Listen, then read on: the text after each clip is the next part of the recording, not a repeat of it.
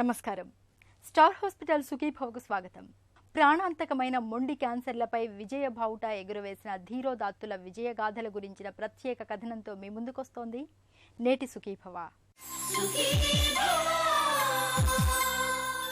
Cancer అంటే మృత్యువుకు మరో పేరు. ఇది ఒకప్పటి భావన. నేడు క్యాన్సర్ అంటే ఎంతమాత్రం మరణశాసనం కాదు. ఆధునిక వైద్యం అండగా, ఆత్మస్థైర్యం దన్నుగా మృత్యుముఖ క్యాన్సర్లపైన విజయం సాధించిన వీరులు ఎంతోమంది ఇవాళ మన మధ్య ఉన్నారు. ప్రాణాంతకమైన మొండి క్యాన్సర్లను జయించిన ధీరోదాత్తుల గురించి ఇప్పుడు తెలుసుకుందాం.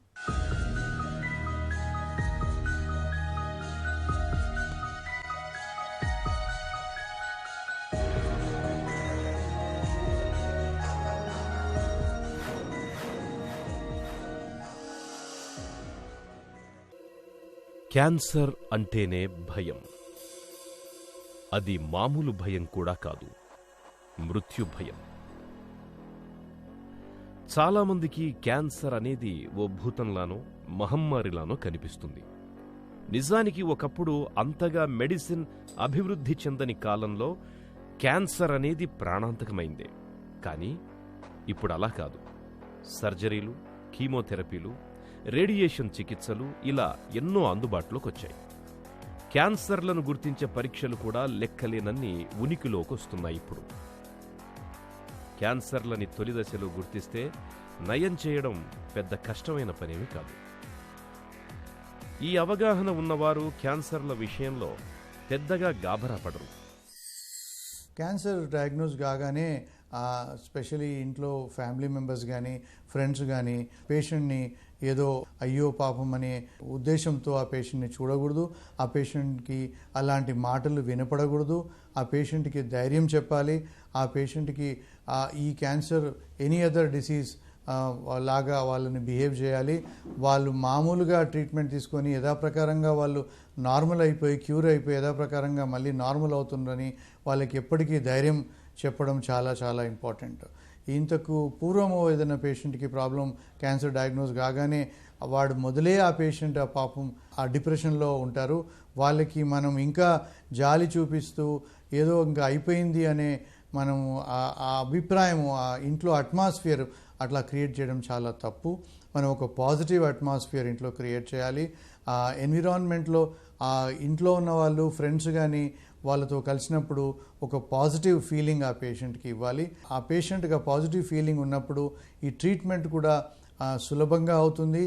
క్యూర్ అయ్యే ఛాన్సెస్ కూడా ఎక్కువగా ఉంటాయి. ఒక పేషెంట్ ఫ్రీగా నాకు ఒక ప్రాబ్లం వచ్చింది, దానికి ఒక వైద్యం చేసుకుంటున్నాను, I will be all right అనే ఫీలింగ్ యాటిట్యూడ్ ఉండడం చాలా చాలా ఇంపార్టెంట్. అలాంటి పేషెంట్స్కు నా ఉద్దేశంలో scientifically also it is proved that వాళ్ళకి సైడ్ ఎఫెక్ట్స్ తక్కువ ఉంటాయి, ట్రీట్మెంట్ రికవరీ ఫాస్ట్గా ఉంటుంది, క్యూర్ అయ్యే ఛాన్సెస్ కూడా చాలా ఎక్కువగా ఉంటుంది. అదే కాకుండా ఈ పేషెంట్స్కి during the treatment family support is very very important. మామూలుగా ఈ పేషెంట్స్కి ట్రీట్మెంట్ ఇచ్చినప్పుడు పలు రకాల సైడ్ ఎఫెక్ట్స్ రావడం మనం చూస్తుంటాము. రేడియేషన్ కానీ, కీమోథెరపీ కానీ, సర్జరీ కానీ. ఆ టైంలో పేషెంట్కి ఇంట్లో ఒక మంచి క్లీన్ అట్మాస్ఫియర్ క్రియేట్ చేయాలి. అలాగే ఫ్రెష్ ఫుడ్ ఇవ్వాలి, మంచి వెజిటబుల్స్ అండ్ ఫ్రూట్స్ ఇవ్వాలి, ఈజీగా డైజెస్ట్ అయ్యే పదార్థాలు ఇవ్వాలి, ఎక్కువ ద్రవం రూపంలో లిక్విడ్ డైట్ ఇవ్వాలి. ఇలాంటివి మనము ఇవ్వగలిగితే వాళ్ళు ట్రీట్మెంట్ సులభంగా తీసుకోవడం జరుగుతుంది.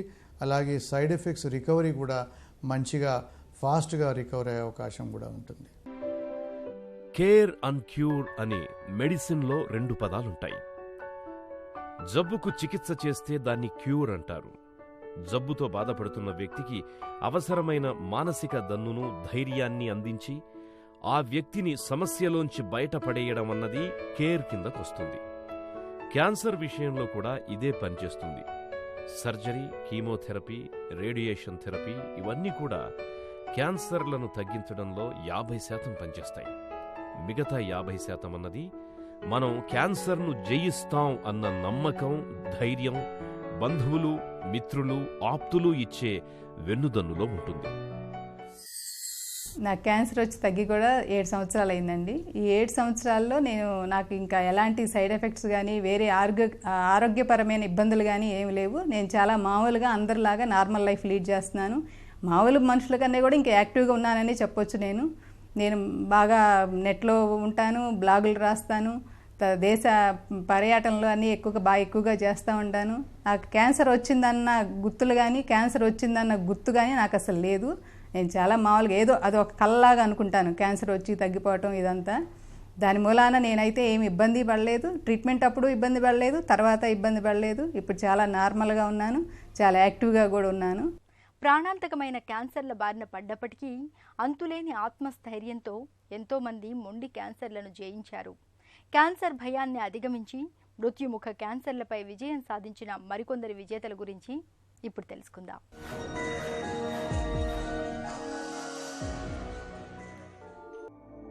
క్యాన్సర్ పట్ల ఇప్పటికీ అనేక అపోహలు, అనేక మూఢనమ్మకాలు, అనేక రకాల దురభిప్రాయాలు.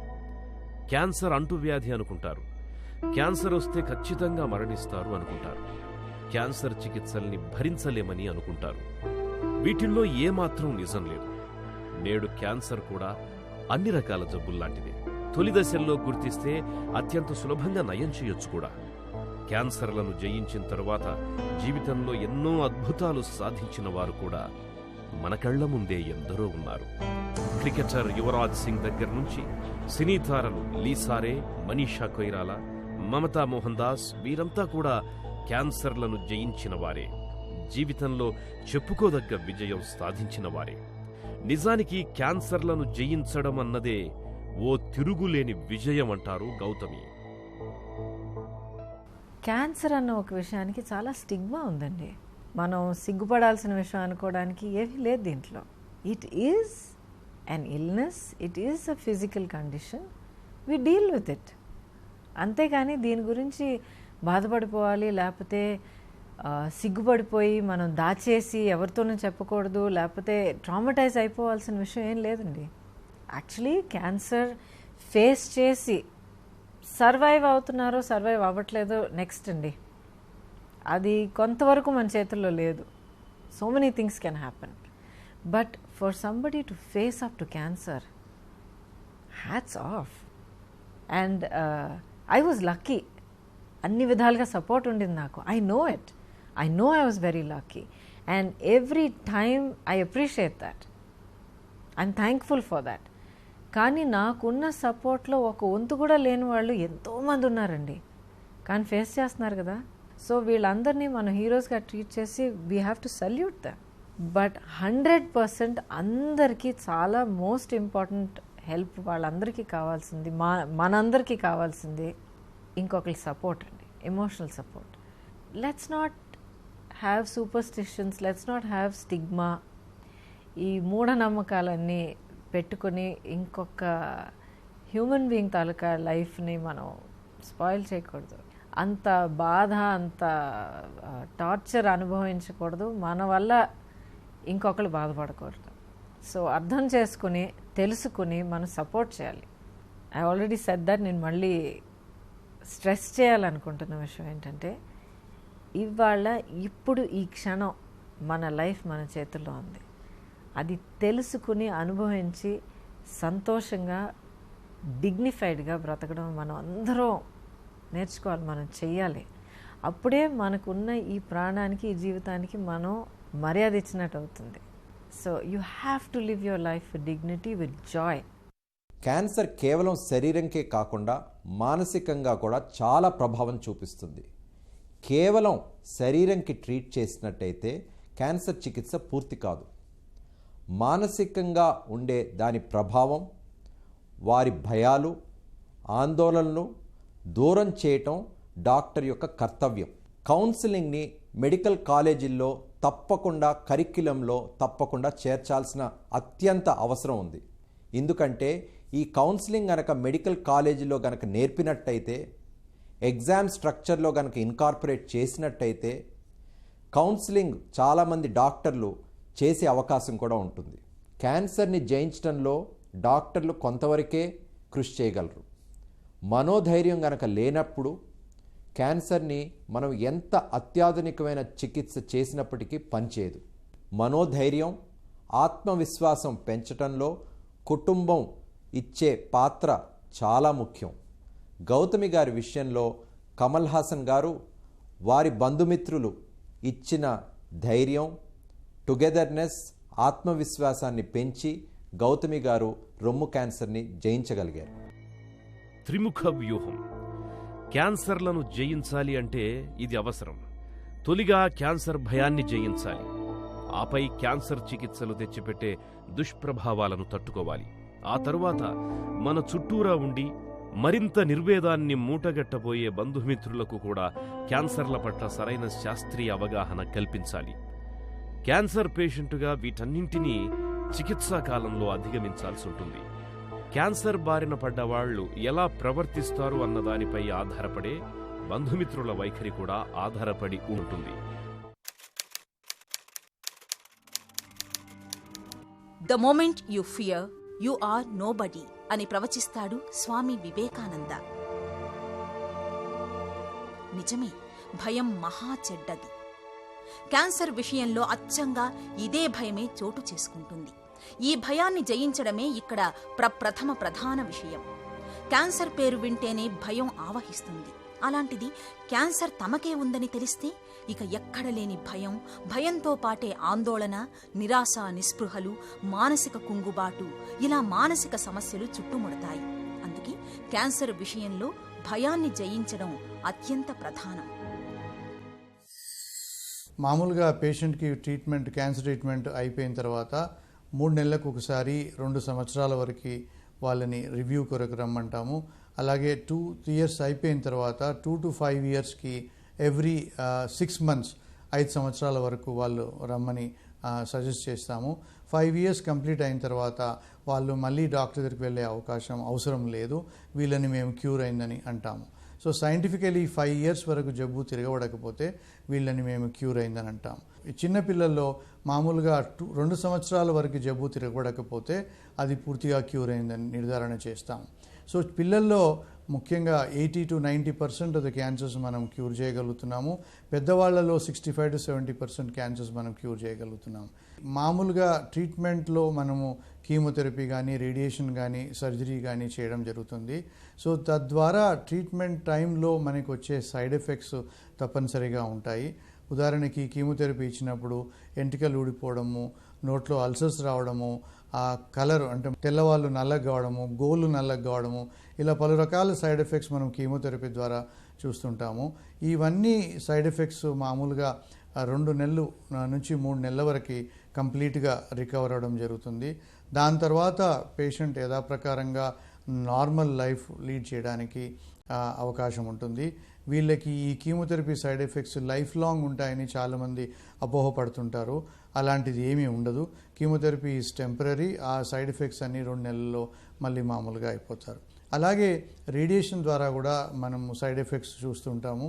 రేడియేషన్ ద్వారా ఆ చర్మం నల్లపడము, ఎంట్రికలు ఊడిపోవడము, అలా లూజ్ మోషన్స్ కానీ, వాంతులు కానీ, చర్మం నల్లపడడం కానీ ఇలాంటివి రేడియేషన్ ద్వారా చూస్తుంటాము. ఇవన్నీ టెంపరీ సైడ్ ఎఫెక్ట్సే. నార్మల్గా రేడియేషన్ అయిపోయిన 3 వారాల నుంచి 4 వారాల వరకు తర్వాత కంప్లీట్గా వాళ్ళు రికవర్ అవడం జరుగుతుంది. కొద్దిమందికి డ్రైనెస్ అంటే నోరు ఆరిపోవడం కానీ, అలాగే కళ్ళకి రేడియేషన్ ఇచ్చినప్పుడు కళ్ళ డ్రైనెస్ రావడం కానీ ఇవి చూస్తుంటాము. ఇవి కొంచెం టైం ఎక్కువగా తీసుకుంటుంది. మామూలుగా 3 నెలల నుంచి 6 నెలల వరకు ట్రీట్మెంట్ ద్వారా అయిపోయిన తర్వాత వాళ్ళు మళ్ళీ నార్మల్ అవడానికి అవకాశం ఉంటుంది. అలాగే సర్జరీ ద్వారా వచ్చిన సైడ్ ఎఫెక్ట్స్ కూడా మామూలుగా 1 నెల నుంచి 2 నెలల వరకు పూర్తిగా వాళ్ళు కోలుకోవడం జరుగుతుంది, మళ్ళీ నార్మల్ అయిపోవడం జరుగుతుంది. సో ఈ ట్రీట్మెంట్ అయిపోయిన తర్వాత కంప్లీట్గా ట్యూమర్ కరిగిపోయిన తర్వాత మామూలుగా వీళ్ళని మనము ఫాలో అప్కు రమ్మంటుంటాము. అది 3 months 6 months చేయడం జరుగుతుంది. ఆ టైంలో వాళ్ళకి ఏమాత్రము చిన్న ప్రాబ్లమ్స్ ఉన్నా కూడా మేము దాన్ని అడ్రస్ చేయడం జరుగుతుంది. మోస్ట్ ఆఫ్ ది పేషెంట్స్కు మామూలుగా యథాప్రకారంగా నార్మల్ లైఫ్ అంటే వాళ్ళు జాబ్ చేసే వాళ్ళు జాబ్కి వెళ్ళి యథాప్రకారంగా జాబ్ చేయడం జరుగుతుంది. వాళ్ళకి ఎలాంటి ప్రాబ్లమ్స్, ఎలాంటి క్యాన్సర్ సూచనలు కానీ సైడ్ ఎఫెక్ట్స్ కానీ ఏవి కనపడవు.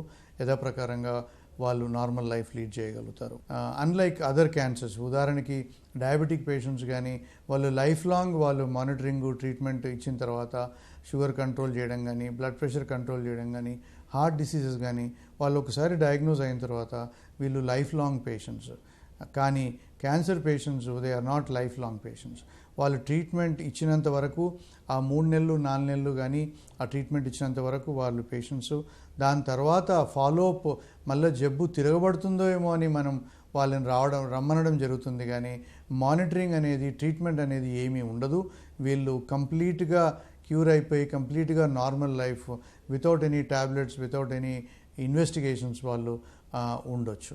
సో ఇది డెఫినెట్లీ ఈ నా ఉద్దేశంలో క్యాన్సర్ పేషెంట్ ఎవరైతే క్యూర్ అయిన వాళ్ళు they are much better than other diseases. Cancer బారిన పడ్డప్పుడు విపరీతమైన మానసిక వేదన మనిషిని కుంగదీస్తుంది. ఒకవైపు క్యాన్సర్తో పోరాటం, మరోవైపు కీమో రేడియేషన్లతో వచ్చిపడే దుష్ఫలితాలు చెట్టంత మనిషిని సైతం నిర్వీర్యం చేస్తుంటాయి. ప్రాణాంతకమైన క్యాన్సర్లను సైతం తమ అంతులేని మానసిక స్థైర్యంతో అధిగమించిన మరికొందరు విజేతల గురించి ఇప్పుడు తెలుసుకుందాం. క్రికెటర్ యువరాజ్ సింగ్, సినీ తారలు లిసారే, గౌతమి, మమతా మోహన్ దాస్, నర్తకి ఆనంద శంకర్ జయంతి, ఇలా ఎందరో క్యాన్సర్ రక్కసి కోరల్లో చిక్కి బయటపడిన విజేతలే. వీరందరూ నేడు ఎందరికో స్ఫూర్తి ప్రదాతలుగా నిలుస్తున్నారు. మామూలుగా ఇంతకు పూర్వము మనకు క్యాన్సర్ అంటే అది ఎవరికో ఎక్కడో వచ్చిందిలే, ఎవరికో 70 ఏళ్ళ 90 ఏళ్ళ మనిషికి వచ్చిందిలే అని మనము చాలా నిర్లక్ష్యం చేసేవాళ్ళం. ఇటీవల క్యాన్సర్ ఇన్సిడెన్స్ అన్ఫార్చునేట్లీ బాగా పెరుగుతూ ఉంది. అంటే ఎవ్రీ అదర్ ఫ్యామిలీ మెంబర్లో ఎవరికో ఒకరికి క్యాన్సర్ రావడం మనం చూస్తుంటాం. అదే కాకుండా యంగర్ జనరేషన్లో, అంటే చిన్న ఏజ్లో వాళ్ళకు కూడా క్యాన్సర్ వచ్చే అవకాశం ఉంటుంది. సో దానికి మనకి అవగాహన చాలా ఇంపార్టెంట్. ఎవరికో వస్తుందిలే నాకు రాదు అనుకోకుండా ప్రతి ఒక్కడు ప్రతి చిన్నపాటి జాగ్రత్తలు, ఆ సిమ్టమ్స్, క్యాన్సర్ సిమ్టమ్స్ అంటే ఎలా ఉంటాయి, ఏం ప్రాబ్లమ్స్ వస్తే మనం డాక్టర్ని సంప్రదించాలి, ఏ వయసులో మనము రొటీన్ టెస్టులు చేయించాలి. అంటే ప్రాబ్లమ్స్ ఉన్నప్పుడు ఇన్వెస్టిగేషన్స్ చేయడమే కాకుండా ప్రాబ్లమ్స్ లేనప్పుడు కూడా, అంటే ఫర్ ఎగ్జాంపుల్ కార్ మనం సర్వీసింగ్ ప్రాబ్లం లేకున్నా కూడా మనం కార్ సర్వీసింగ్కి పంపిస్తాం. అలానే మనం ప్రతి సంవత్సరము after the age of 35 years మన బాడీకి కూడా ఎవ్రీ ఇయర్ రొటీన్ టెస్ట్లు చాలా అవసరం. తద్వారా రొటీన్ టెస్ట్ చేసినప్పుడు మనం ఎర్లీగా క్యాన్సర్ని డయాగ్నోస్ చేయడానికి వీలవుతుంది. సో అది మనం అలవాటు చేసుకోవాలి. ప్రతి సంవత్సరము 35 ఏళ్ళ తర్వాత రొటీన్ స్క్రీనింగ్, దీన్ని క్యాన్సర్ స్క్రీనింగ్ అనుకోండి. రొటీన్లో మనకు బ్లడ్ ప్రెషర్ కనుక్కోవచ్చు, డయాబెటీస్ కనుక్కోవచ్చు, అలాగే క్యాన్సర్ కూడా మనం తొలి దశలో కనుక్కోవడానికి వీలవుతుంది. దీన్ని ఎక్కువగా ఖర్చు కాదు.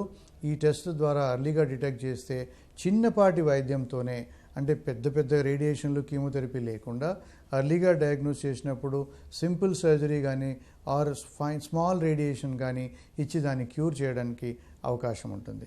క్యూర్ ఛాన్సెస్ కూడా ఆల్మోస్ట్ 90 to 100% ఉంటాయి మనం తొలి దశలో కనుక్కోగలిగితే.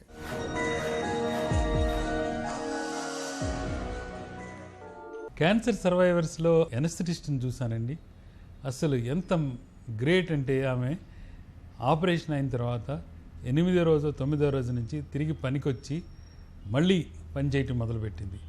సో అదేంటంటే ఈ రకమైన స్పిరిట్ అంటాం మనం, ఉత్సాహం, వాళ్ళకున్న ఈ మనసులోని మనోధైర్యానికి మెచ్చుకోవాలన్నమాట.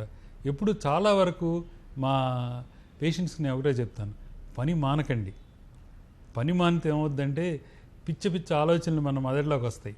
ఒకసారి పని చేస్తా పోతుంటే మనకు వేరే ఆలోచన అంటూ ఉండదు, ఆ పని మీదే ఆలోచన తప్ప. అట్లా చేసుకున్నప్పుడు మనకు చాలా వరకు ఈ వ్యాధి అనేది తిరిగి రాదు. ఏంటంటే మనకి ఈ వ్యాధి ప్రతి వాళ్ళకి క్యాన్సర్ సెల్స్ ఫామ్ అవుతుంటాయి. 1000 కణాల వరకు మన శరీరంలో ఉన్న ఇమ్యూన్ సిస్టమ్ అంటాం, అంటే ఈ కణాలని చంపగలిగే శక్తి మన శరీరంలో ఉంటుంది. 1000 కణాల వరకు. ఒక్కసారి ఎప్పుడైనా కానీ మనం ఈ ఇమ్యూన్ సిస్టమ్ కనుక దెబ్బతింటే, ఎప్పుడు దెబ్బతింటుందంటే మనం డిప్రెషన్కి గురైనప్పుడు, అంటే చాలా మానసికంగా కుంగిపోయి అదే ఆలోచించుకొని, అరే నాకు క్యాన్సర్ వచ్చేసింది, నాకు వైద్యం అయిపోయింది, జుట్టు అంతా ఊడిపోయింది, ఇవన్నీ ఆలోచించుకుంటా ఉంటే ఈ ఇమ్యూన్ సిస్టమ్ అనేది దెబ్బతింటుంది. ఒక్కసారి ఇమ్యూన్ సిస్టమ్ దెబ్బతిన్న తర్వాత మళ్ళీ క్యాన్సర్ తిరిగి వచ్చే అవకాశాలు ఉంటాయి. అందుకని మేము ఏం చెప్తామంటే ఆలోచించొద్దు దీని గురించి. వచ్చిన దానికి వైద్యం చేయించుకోవాలా, వైద్యం చేయించిన తర్వాత మీ పని మీరు మానవద్దు. ఏ పని చేసేవాళ్ళు వాళ్ళు ఆ పని చేసుకుంటే ఆ పనిలో మనకి చాలా వరకు ఏంటంటే అన్ని సిస్టమ్స్ పనిచేస్తాయి. తర్వాత ఎక్సర్సైజ్ అనేది ఉండాలి. చాలా వరకు ఇంట్లో పడుకోబెట్టి వీళ్ళు జ్యూస్లు అన్నీ ఇస్తుంటే ఏమవుతుందంటే చాలా వరకు లావెక్కిపోయే అవకాశాలు ఉంటాయి. అట్లా కాకుండా ఏదో నడక కానీ, ఇంట్లో పనులు చేసుకోవటం కానీ, మిగతా ఉద్యోగం చేసుకోవటం కానీ, వేరే ఎవరి పని వాళ్ళు చేసుకుంటే చాలా వరకు బాగుంటుంది. భయాన్ని జయించి, మృత్యువును పరిహసించి, ఎందరికో ఎనలేని స్ఫూర్తిగా నిలవడం అన్నది క్యాన్సర్ విజేతల ప్రత్యేకత. క్యాన్సర్ను జయించిన తర్వాత కూడా జీవితాన్ని అర్థవంతంగా మలుచుకుని 10 మందికి సాయపడేలా జీవించగలిగితే అది క్యాన్సర్ విజేతలను మరింత సమున్నతంగా ఆవిష్కరిస్తుంది. ప్రాణాంతకమైన మొండి క్యాన్సర్లపై విజయబావుట ఎగురవేసిన ధీరోదాత్తుల విజయగాథల గురించిన ప్రత్యేక కథనాన్ని చూశాం కదా. తిరిగి రేపటి సుఖీభవలో కలుసుకుందాం. సుఖీభవ కార్యక్రమానికి సంబంధించి మీ విలువైన సూచనలు, సలహాలని వెంటనే మాకు రాయండి. మా చిరునామా Sukhibhava, ETV, Ramoji film city, Hyderabad 501512 లేదా sukhibhava@etv.co.in ఈమెయిల్ చేయండి. మీ ఆరోగ్య సంజీవిని సుఖీభవ కార్యక్రమాన్ని ఇప్పుడు యూట్యూబ్ ఆన్లైన్లో www.youtube.com/ETV News లింక్ ద్వారా కూడా వీక్షించండి.